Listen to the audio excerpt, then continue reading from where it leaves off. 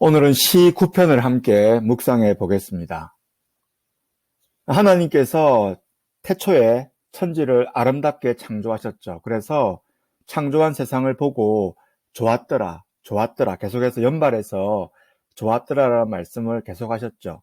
하지만 이 모든 것이 바뀌는 계기가 있었습니다. 그것은 바로 죄가 세상에 들어오면서 모든 것이 바뀌었죠. 좋았더라가 아니라 좋지 않게 된 것입니다. 근데 그 원인이 뭐냐면 바로 죄입니다. 죄 중에서도 원죄죠. 원죄의 성격이 무엇입니까? 인간이 하나님처럼 되려고 한 것입니다. 창조물인 인간이 창조주처럼 되려고 한 것이죠. 인간이 자신의 자리를 박차고 하나님의 자리를 차지하려고 한 것이 바로 죄의 모습입니다. 오늘 본문의 악인들의 모습도 마찬가지예요. 자신의 자리를 잊어버리고 하나님처럼 되려고 했고, 그것이 곧 교만으로 표출되었고 온갖 악을 저지르는 모습으로 드러났던 것입니다. 그래서 시편 시인은 이렇게 기도하죠. 여호와여, 일어나사 인생으로 승리를 얻지 못하게 하시며 이방 나라들이 주 앞에서 심판을 받게 하소서. 여호와여, 그들을 두렵게 하시며 이방 나라들이 자기는 인생일 뿐인 줄 알게 하소서라고 말씀하고 있습니다. 기도의 내용이 무엇입니까? 인생이나 나라나 모두가 다 하나님이 계심을 인정하고 자신이 누구인지를 알게 해달라는 기도입니다.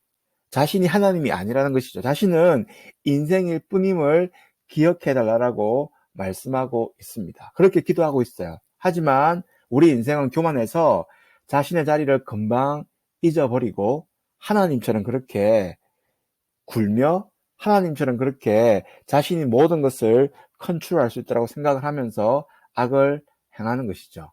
하지만 이들의 본질적인 모습이 17절에 나옵니다. 악인들이 수올로 돌아가며, 이 수올은 무덤이나 또는 지옥을 의미하는데요. 그러니까 이게 악인들은 영원히 있는 존재가 아니라는 것이죠. 금방 흙으로 돌아갈 존재라는 거예요. 하나님을 잊어버린 모든 이방 나라들이 그리할 것을 말씀하고 있습니다. 반면에 이런 인생과 대비되는 하나님의 모습이 4절부터 나옵니다. 주께서 나의 의와 송사를 변호하셨으며 보좌에 앉으사 의롭게 심판하시는 분이 바로 하나님이시죠. 5절입니다. 이방 나라들을 책망하시고 악인을 멸하시며 그들의 이름을 영원히 지울 수 있는 분이 바로 하나님이시죠. 6절입니다. 원수가 끊어져 영원히 멸망하였사오니 주께서 무너뜨린 성읍들을 기억할 수 없나이다.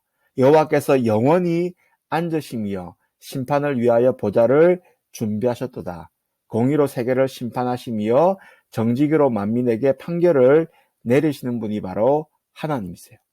인생은 그냥 수월로 떨어지는 존재지만 하나님은 영원히 이 땅을 다스리는 분임을 기억하라는 것입니다. 그러므로 인생의 바른 모습이 무엇입니까? 1절에 나오죠. 내가 전심으로 여호와께 감사하오며 주의 모든 기이한 일들을 전하리이다. 내가 주를 기뻐하고 즐거워하며 지존하신 주의 이름을 찬송하는 것이 바로 인생이 해야 될 일이죠.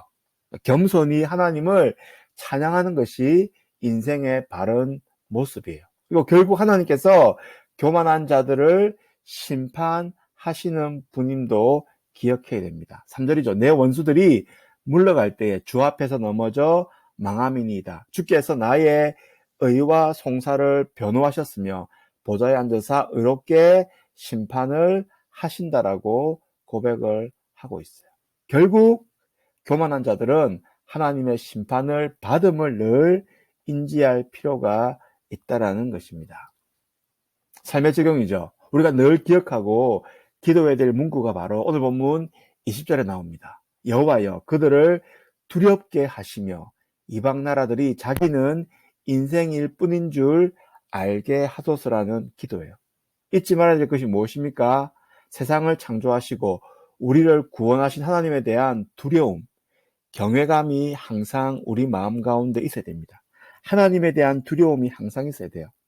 두 번째, 우리는 인생일 뿐임을 아는 거예요. 결국 한 줌의 흙으로 돌아갈 인생일 뿐임을 아는 거예요. 그리고 하나님 앞에서 심판을 받을 존재임을 인식하는 것이 우리가 잊지 말아야 될 일입니다. 그리고 거기에서 바로 우리의 기도가 시작됩니다. 기도는 나의 무능함과 하나님의 전능하심을 깨닫는 그 자리에서 시작되는 것이죠. 나는 인생일 뿐이다. 이 사실을 기억하고 하나님 앞에 겸손히 매일 매 순간 기도하는 하나님의 사람들이 될 수 있도록 그렇게 기도하는 우리 큐티 시간이 되었으면 좋겠습니다.